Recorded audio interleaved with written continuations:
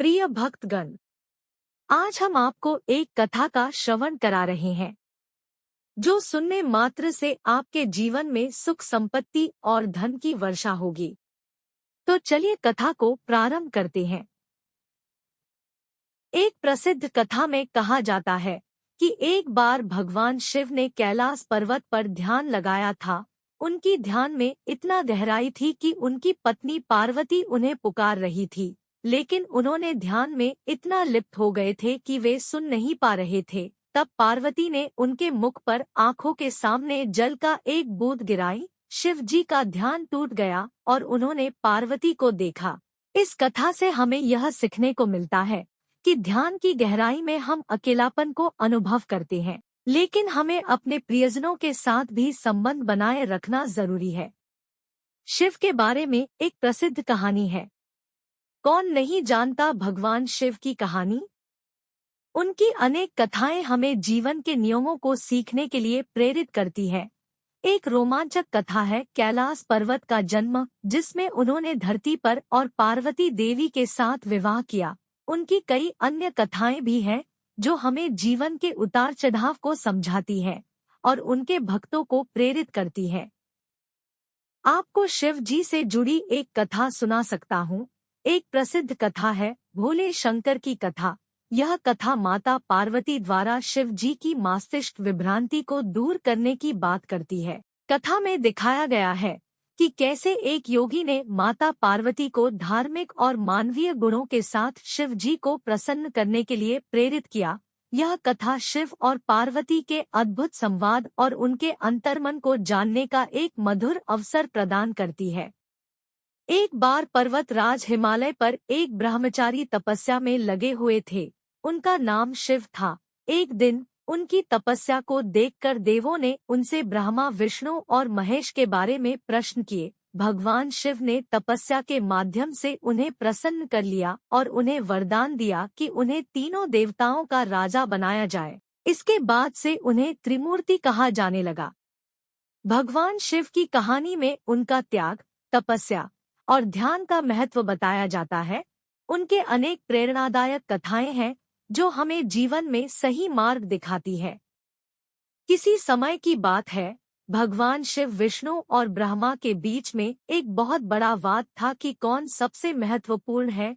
वाद के समापन के लिए शिव ने अपने भूतनाथ स्वरूप को बिना चेतना के भगवान श्री कृष्ण के वाम भाग में जाने के लिए कहा।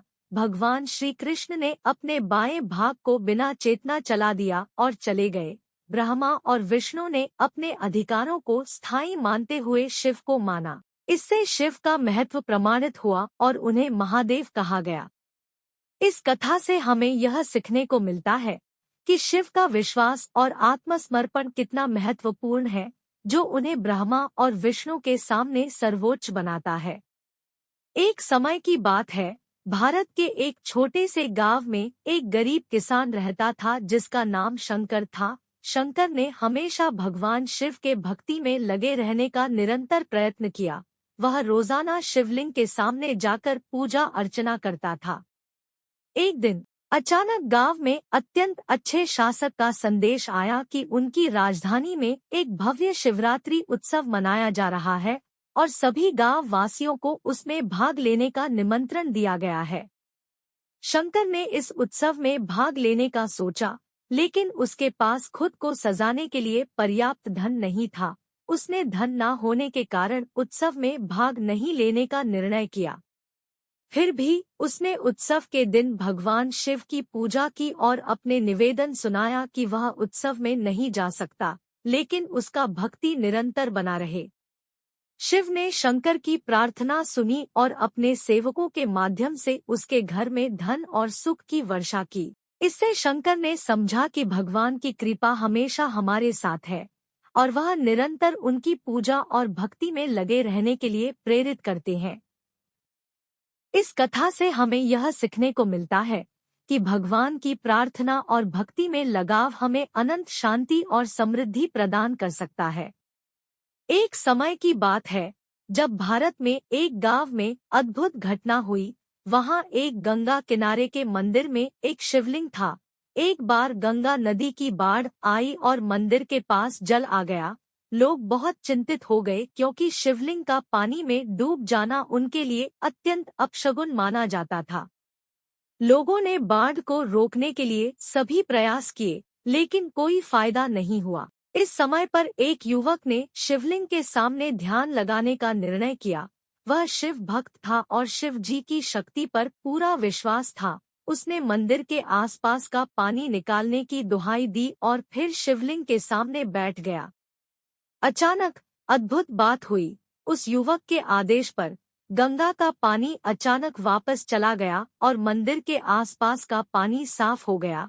लोग हैरान रह गए और उन्होंने उस युवक की शिवभक्ति की सराहना की। यह घटना लोगों को शिवजी की अद्भुत शक्ति का प्रमाण था और वे उस युवक की बड़ी सम्मान करने लगे।